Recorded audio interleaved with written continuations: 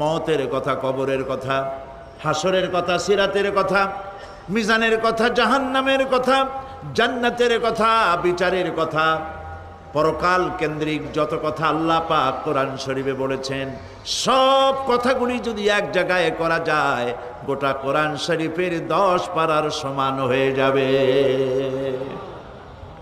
সম্ভবত কোরআনে কারিমের এমন কোন রুকু, এমন কোন পাতা নাই যেখানে আকারে ইঙ্গিতে পরকালের জবাবদিহিতা সম্পর্কে একেবারে কিছু বলা হয়নি।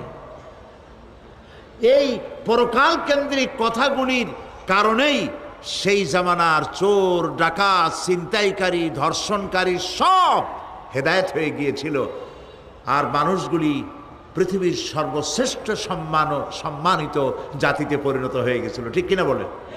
সত্য কিনা বলেন? আল্লাহর নবী বলেন, ইন্নাল্লাযী